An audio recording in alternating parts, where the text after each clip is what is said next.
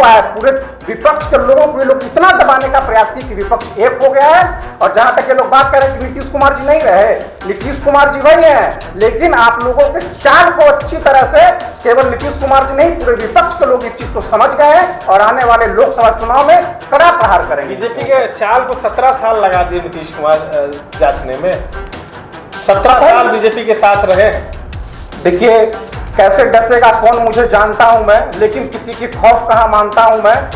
आस्तीन की हो या हो किसी जंगल के, सांपों की सारी नस्लें पहचानता हूं मैं। तो ये लोग जिस प्रकार से आस्तीन में रह करके किस प्रकार खेला कर रहे थे दिल्ली में बैठ करके जदयू को तोड़ने का। अच्छा एक बात बताइए, एक बात हमको, एक सवाल का हमको जवाब चाहिए बीजेपी के लोगों से।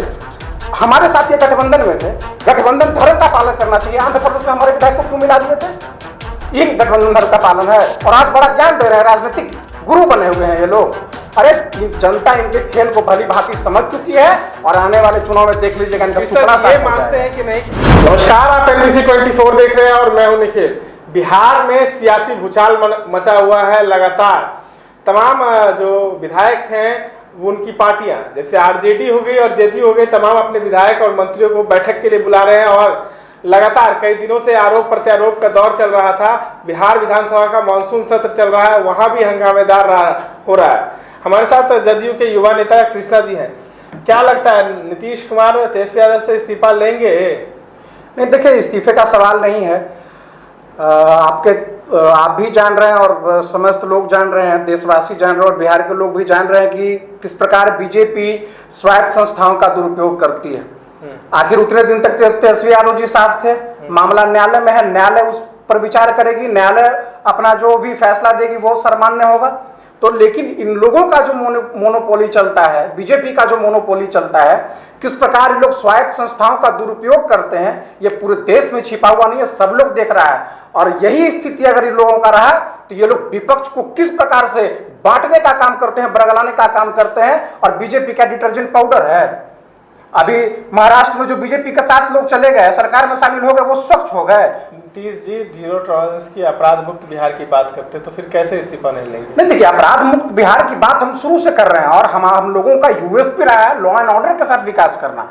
लेकिन जहां किसी व्यक्ति को फंसाया जाए, स्वायत्त संस्थाओं का दुरुपयोग करके किसी पे जबरन आरोप लगाया जाए, तो ये चीज किसी को नहीं दिख रहा है क्या? ये तो सब लोग देख रहे हैं, तमाम राजनीतिक दल देख रहे हैं, बिहार के लोग और देशवासी देख रहे हैं इस चीज को, किस प्रकार ये लोग दुरुपयोग करके संस्थाओं का और जो है विपक्ष के लोगों को चार्जशीट कर रहे हैं, चार्जशीटेड कर रहे हैं। ये तो सब लोग देख रहे हैं, इसमें तो कोई आरोप का सवाल नहीं। 5 साल पहले भी तेजस्वी यादव पे आरोप लगा था, नीतीश कुमार ने समर्थन वापस ले लिया था। उस समय सिर्फ आरोप लगा था और समर्थन वापस ले लिया गया था। नीतीश और जीतन राम मांझी पे सिर्फ FIR हुआ था, उनसे इस्तीफा ले लिया गया था। तो अब क्यों? उस समय भी ये लोग कंफ्यूजन क्रिएट करवाए थे, उस समय भी इन्हीं लोग कंफ्यूजन क्रिएट करवाए थे जो आज तथाकथित सनातनी बने हुए हैं और तो सो कॉल्ड जो बहुत बड़े अपने आप को जनता का हिमायती बता रहे हैं, उसको यही लोग कंफ्यूजन क्रिएट किए थे। कंफ्यूजन क्रिएट हुआ था, थोड़ा ये बताइए। देखिए जब ये बीजेपी का मोनोपोली चलता है, अगर हम बीजेपी के साथ हैं, अगर हम बीजेपी के साथ हैं तो हमारे सारे नेता सही हैं। अगर हम बीजेपी से अलग हो गए तो हमारे नेता दागी हो गए। अगर हम बीजेपी को समर्थन, एक बात हमको बताइए, महाराष्ट्र में जो भी स्थिति हुई है, प्रधानमंत्री जी क्या बोले थे? प्रधानमंत्री जी ने साफ कहा था ऑन रिकॉर्ड कि ये लोग भ्रष्टाचारी हैं। और आप जब सरकार में आ गए तो प्रधानमंत्री जी वो लोग ठीक हो गए और बीजेपी के नेता लोग चिल्ला करके बोल रहे हैं, तो इसका मतलब प्रधानमंत्री जी पर सवाल खड़ा कर रहे हैं ना। आखिर जब जो सरकार में चला गया व्यक्ति वो सही हो गया और जो सरकार से हट गया वो भ्रष्टाचारी हो गया। इस तरह का राजनीति जनता कभी बर्दाश्त नहीं करेगी, देश के लोग कभी बर्दाश्त नहीं करेंगे। बीजेपी कहती है कि नीतीश कुमार जी हैं जो 17 साल पहले जनता जानती थी, वो अब नहीं रहे। देखिए एक कहावत हमको याद आ रहा है कि दरिया अब तेरी खैर नहीं, बूंदों ने बगावत कर दी है, नादान समझ बुज़दिल इनको लहरों ने बगावत कर दी है। हम परवाने हैं मौत समा मरने का, किसको खौफ यहाँ, रे तलवार तुझे झुकना होगा, गर्दन ने बगावत कर दी है। तो यही हुआ है, पूरे विपक्ष के लोगों को ये लोग इतना दबाने का प्रयास किए कि विपक्ष एक हो गया है। और जहां तक ये लोग बात करें कि नीतीश कुमार जी नहीं रहे, नीतीश कुमार जी वही हैं, लेकिन आप लोगों के चाल को अच्छी तरह से केवल नीतीश कुमार जी नहीं, पूरे विपक्ष के लोग इस चीज को समझ गए हैं और आने वाले लोकसभा चुनाव में कड़ा प्रहार करेंगे। बीजेपी के चाल को 17 साल लगा दिए नीतीश कुमार जांचने में, 17 साल बीजेपी के साथ रहे। देखिए कैसे डसेगा कौन मुझे जानता हूं मैं, लेकिन किसी की खौफ कहां मानता हूं मैं। आस्तीन की हो या हो किसी जंगल के, सांपों की सारी नस्लें पहचानता हूं मैं। तो ये लोग जिस प्रकार से आस्तीन में रह करके किस प्रकार खेला कर रहे थे दिल्ली में बैठ करके जदयू को तोड़ने का। अच्छा एक बात बताइए, एक बात हमको, एक सवाल का हमको जवाब चाहिए बीजेपी के लोगों से। हमारे साथ ये गठबंधन में थे, गठबंधन धर्म का पालन करना चाहिए, आंध्र प्रदेश में हमारे विधायक को क्यों मिला दिए थे? ये गठबंधन धर्म का पालन है और आज बड़ा ज्ञान दे रहे हैं, राजनीतिक गुरु बने हुए हैं ये लोग। अरे जनता इनके खेल को भली भांति समझ चुकी है और आने वाले चुनाव में देख लीजिएगा इनका सुपड़ा साफ हो जाएगा। ये मानते हैं कि नहीं कि बीजेपी के समर्थन से ही नीतीश कुमार की राजनीति का शुरुआत हुआ। जिस तरीके से केंद्र में जब अटल बिहारी वाजपेयी की सरकार थी उसमें वो मंत्री बने, तमाम जो कार्यकाल है बीजेपी के साथ ही रहकर किए थे, इसीलिए विपक्षी कहीं जो है एकता हुई है, कहीं ना कहीं उसमें सबसे बड़ी भूमिका लालू प्रसाद यादव की है। क्योंकि नीतीश कुमार का, बीजेपी कहती है कि नीतीश कुमार का जो चेहरा है वो कहीं ना कहीं कभी भी लगता है कि वो बीजेपी के साथ कभी भी चले जाएंगे। और देखिए जहां तक बीजेपी के साथ जाने का बात रहा तो हम लोग तो बीजेपी के साथ नाता तोड़ दिए, महागठबंधन के साथ आ गए। देखिए सार्थक तौर पर हम लोगों को जो भी अपेक्षित प्रतीत होता है, हम सरकार और पार्टी उस पर संज्ञान लेती है और उस पर कार्रवाई करती है। तो अगर हम बीजेपी के साथ में थे, हम लोगों को काम करने का मौका नहीं मिल रहा था, अब वो लोग हमारी पार्टी को तोड़ने का प्रयास कर रहे थे, तो ऐसी स्थिति में जनादेश का अपमान होता अगर हम उनके साथ फिर भी रहते तो हम लोग बिहार में आए हैं, बिहार में चुनकर के जनता हमें भेजी है ताकि हम उनके विश्वास की कसौटी पर खरा उतर सके। और अगर हम उसी चीज पे खरा नहीं उतरेंगे तो फिर सत्ता किस बात का और सरकार किस बात? आपके महागठबंधन में तो ठीक नहीं है। आरजेडी के सुनील सिंह प्रतिक्रिया देते हैं कि नीतीश कुमार जितने भी आईएएस को उसके विभाग में भेजते हैं वो सिर्फ विधायकों या मंत्री को सैतने के लिए भेजते हैं। वहीं पे अशोक चौधरी की मन की बात निकल जाती है और जंगल राज की बात कर देते हैं। देखिए जहां तक सुनील जी का बात रहा और माननीय मंत्री जी का बात रहा, तो हमारी पार्टी ने भी उस चीज पर स्टैंड क्लियर कर दिया है और राजद ने भी इस चीज पर स्टैंड क्लियर कर दिया है। वो उन लोगों का निजी बयान हो सकता है, पार्टी को इस चीज से कोई सरोकार नहीं है। कहीं तो ये खेद है ना, क्योंकि अशोक चौधरी जी अपने पुराने जंगल राज की बात वो कर रहे थे। नहीं, उनका ये व्यक्तिगत बयान हो सकता है, इससे ना पार्टी इत्तेफाक रखती है ना हम लोग इत्तेफाक रखते हैं। पार्टी के मंत्री हैं, कोई बात नहीं है, लेकिन हमारे पार्टी का स्टैंड ऑथराइज हमारे पार्टी का ये बयान नहीं है। और जहां तक राजद के बयान का सवाल रहा तो तेजस्वी यादव जी ने भी इस चीज को स्पष्ट कर दिया है कि राजद के वही बयान मायने रखेंगे जो राजद के शीर्ष नेताओं की तरफ से दिए जाएंगे, अर्थात लालू यादव जी और तेजस्वी यादव जी की तरफ से दिए जाएंगे। कोई व्यक्ति अगर अपना व्यक्तिगत बयान देता है तो मैं तो नहीं समझता हूं कि इससे पार्टी या महागठबंधन पे किसी प्रकार की हानि होने वाली है या इस पर कोई प्रभाव पड़ने वाला है। क्योंकि उसी से जो आरजेडी जो है जब प्रतिक्रिया आई, तमाम सियासती भूचाल मच गया बिहार में। बीजेपी लगातार हमलावर थी जदयू पर कि ऐसे महागठबंधन में ही ठीक नहीं चल रहा है। क्या सही में ठीक है? ऑल इज वेल है? ऑल इज वेल है। आपके चैनल के माध्यम से स्पष्ट कर देते हैं, मुख्यमंत्री जी बैठ करके सभी नेताओं की बैठक हुई, वहां पर सबसे फीडबैक लिया गया, क्षेत्र में किस प्रकार का काम चल रहा है उन सबसे फीडबैक लिया गया, किस प्रकार से आगे मजबूती से काम करना है इस चीज का फीडबैक लिया गया और बिल्कुल चट्टानी एकता की तरह मजबूती से हम लोग आदरणीय मुख्यमंत्री जी के नेतृत्व में काम कर रहे हैं। और बिहार में महागठबंधन का स्वरूप विकराल रूप से तैयार हो गया है और इसको देखते हुए बीजेपी के राजनीतिक पेट में दर्द हो रहा है। वो लोग जान रहे हैं कि अगर महागठबंधन का स्वरूप, विकराल स्वरूप ये कायम रहा तो आने वाले चुनाव में वो लोग राजनीतिक का काल मृत्यु के शिकार हो जाएंगे और मसलन वो लोग अनर्गल बयानबाजी। अच्छा, एक खबरें भी चल रही थी कि जो नीतीश कुमार हैं अपने आवास पे लगातार विधायकों सांसदों की बैठक बुला रहे थे, उसमें लग रहा था कि कहीं नीतीश कुमार पल्ला तो फिर से बदलने वाले थे। नहीं, देखिए ये बहुत व्यक्तिगत चीज हो जाता है, मैं समझता हूँ कि। और दूसरी बात, अगर मुख्यमंत्री जी राज्य के मुखिया हैं और उनके पार्टी के अगर विधायक हैं और उनके पार्टी के सांसद हैं तो उनसे फीडबैक लेना, क्षेत्र का क्या काम हुआ है इसका फीडबैक लेना।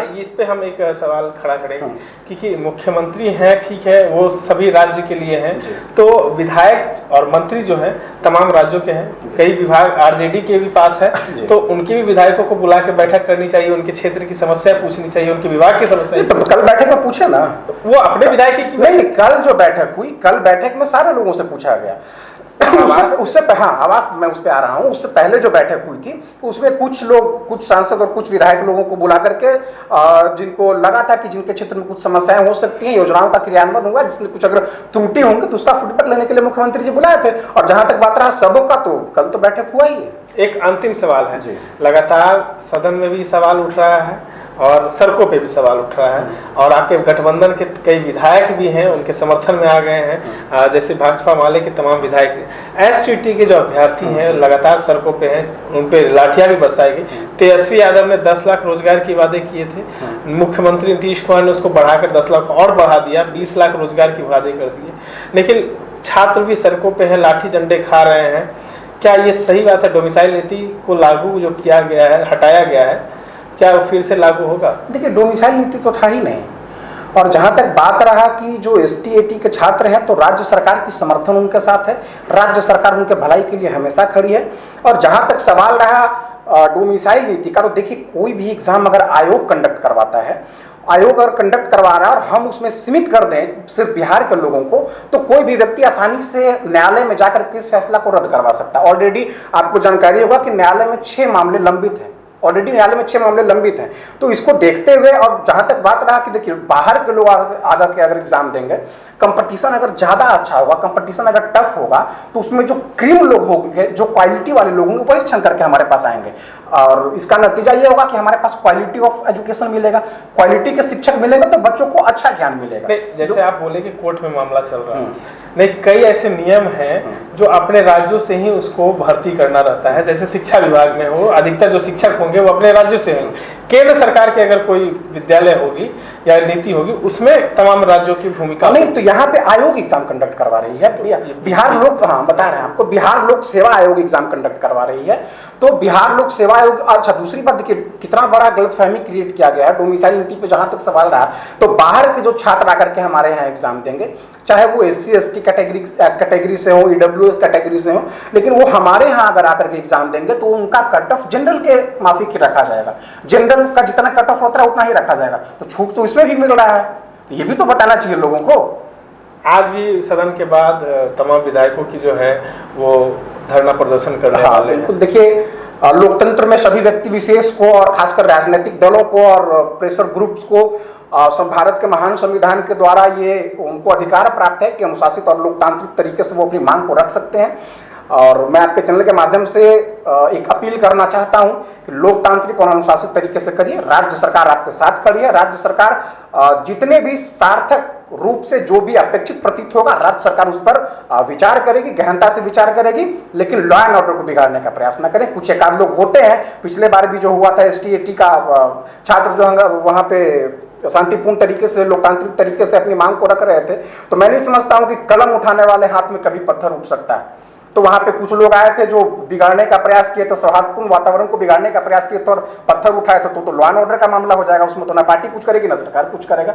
लेकिन लोकतांत्रिक और शांतिपूर्ण तरीके से करिए। सरकार आपके साथ है, हम लोग सब आपके साथ। एक अंतिम सवाल है कृष्णा जी की, तमाम लोग को कहना है कि नीतीश कुमार जो डोमिसाइल नीति को हटाए, विपक्षी एकता की बैठक हुई, उसके अगले दिन ही कैबिनेट की बैठक बुलाई गई और उसके बाद फैसला आया कि डोमिसाइल नीति को हटा दिया जाए।